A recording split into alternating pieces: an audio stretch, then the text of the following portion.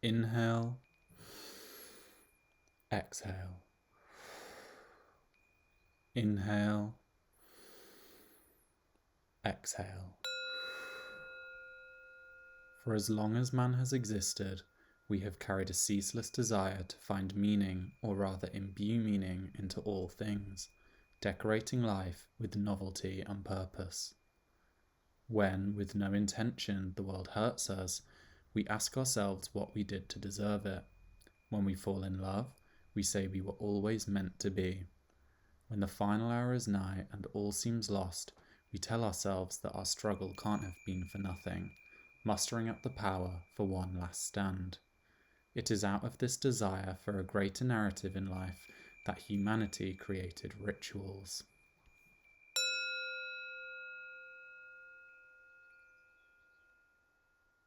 Throughout history, rituals have been an integral part of day-to-day life, their rules and methods working as a commonly understood framework for navigating the often more intangible concepts within our lives, like rites of passage as one grows into adulthood, or heralding the new priorities of a change in seasons, or venerating certain virtues personified via worship of a deity. Take the ancient Roman festival of Saturnalia, for example, a winter celebration of the harvest god Saturn, in which society was temporarily flipped on its head. Slave becomes master, husbands answer to their wives, and noblemen don absurd outfits. Customs designed to incite merriment by unshackling its participants of ordinary conventions, giving everyone a much-needed release from the tensions built up by the usual rigour of the year prior. Another example is that of the Baining tribe's ritual to relieve the feeling of a wambuk, that is, the feeling of sadness that accompanies the parting from a loved one for an extended period of time. The ritual outlines that for 3 days the afflicted person is freed from all duties, and other members of the community must treat them with tenderness and care. On the 3rd day, a coconut shell filled with water is left out to soak up the negative emotions. Then, the following morning, the water is symbolically chucked out, thus removing the awambuk, allowing them to resume their normal routines. It's easy to see that without this framework of rites and traditions, our world would be one in which we aimlessly struggle to appreciate the subtleties of life, comprehend our ideals, or process our emotions. And yet, for those of us in the so-called developed world, this has become our increasingly unromantic and lackluster reality.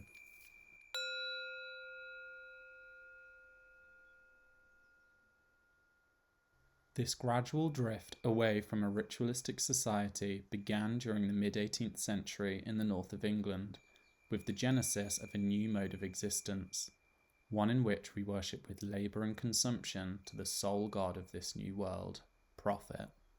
This was the birth of the Industrial Revolution. Many ritual practices fell out of use as the lure of high wages in the city seduced younger generations away from their rural communities, and in doing so, severed the passage of ancestral traditions from one generation to the next. Again, industry uprooted age-old rituals through the purging of public holidays dedicated to sacred festivals. Less time labouring meant less capital gain for the wealthy, and so our calendars exchanged cultural celebration for more working hours. And once more, in modern times, the rise of the internet paired with the reduction of public spaces and growing class division has forced many into a lifestyle of excessive online engagement, with symptoms of introversion, derealization, radicalization, and anxiety, the exact antipode of the benefits ritual practices yield.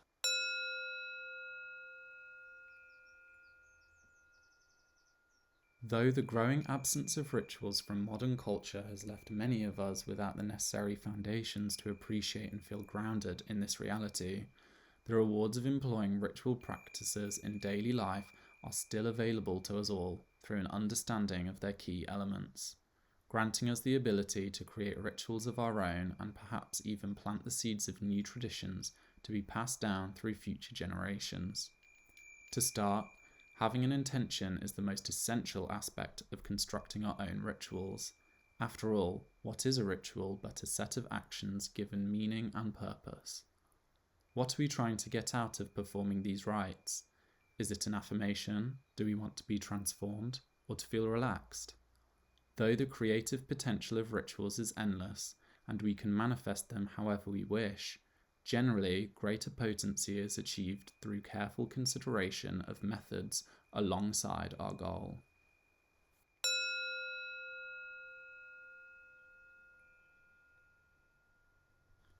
Perhaps the most common tool employed by rituals is symbolism. While it tends to be quite difficult to transmute one state of mind to another by sheer willpower, symbolism has an extraordinary ability to absorb our current mindset and through symbolic action transform it into a different state. So we might be wallowing for too long in feelings of sadness and need to move forward with our lives. By representing these woeful emotions with a placeholder, whether that be a physical object or something else, we can now do to our melancholy what we could do to this symbol. It could simply be embodied by a plate and smashed, or by something more intricate, like focusing your sorrow into the moon, imagining it slowly fading as it sets below the horizon. Then, in the morning, envisioning positivity flowing back to you as the sun rises again. Symbolism need not merely represent emotions, it can also emblemize the joining of two souls in marriage, the passage of someone's spirit to the afterlife, or the adoption of new ideals.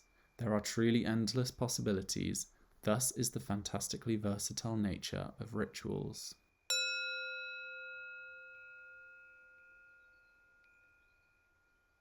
Symbolism may provide a way to control the nuances of our conscience, but sometimes we may desire for the effects of a ritual to impact us on a more physiological level, feeling it deeply within our bodies.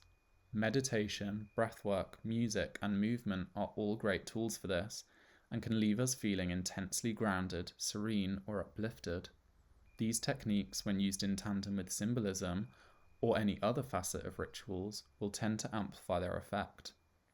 While reciting affirmations in your mind, you could incorporate slowed breathing with repeated hand gestures motioning from the ground up to the sky to magnify feelings of contentment and gratitude.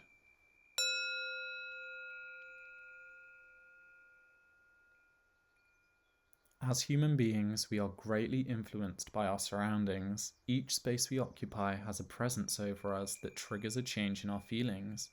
Many rituals are typically performed in specific places of worship like a temple, out in nature, or some other landmark of cultural relevance to make use of this phenomenon. When concocting our own rituals, consider how the environment can play a part in the process. A ritual taking place in the ocean, or more conveniently a shower, could represent the washing away of negative energies, for example. Outfits and decorations can be considered environmental factors too, and are easily controllable, allowing a change of atmosphere without a change of location.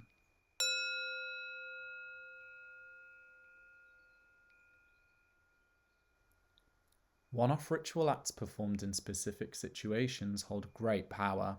However, the repetition of such acts has been proven to produce the most vivid results, hijacking the neuroplasticity of our brains to forge strong neural pathways that leave us feeling the benefits of these practices for a noticeably prolonged period of time, sometimes even permanently altering our baseline mental condition. Repetition can also enhance an individual ritual's effects by carrying out actions or reciting words again and again over the course of a few minutes or longer, whichever period is necessary to deepen its power. Whatever you're trying to achieve, the general rule is that the more you are exposed to a thing, the more profoundly it will inject into our minds, bodies, and souls.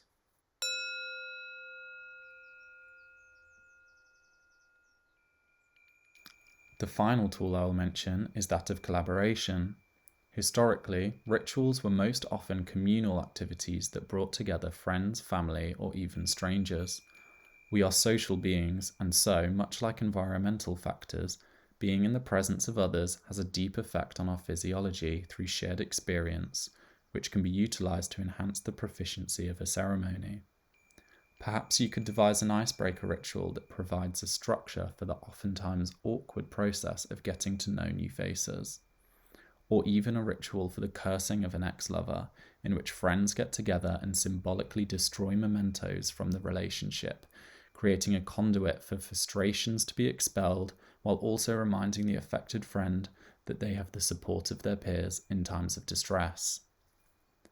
Once we have established some communal rituals of our own, maybe we can induct others into these practices, hopefully inspiring them to conjure up rites and ceremonies of their own, thus spreading the gifts of this dying art, reconnecting us to a life that was always meant to be filled with enchantment and purpose. Who knows, maybe during the rituals of future generations, when calling upon ancestral guidance, it is your name they will call.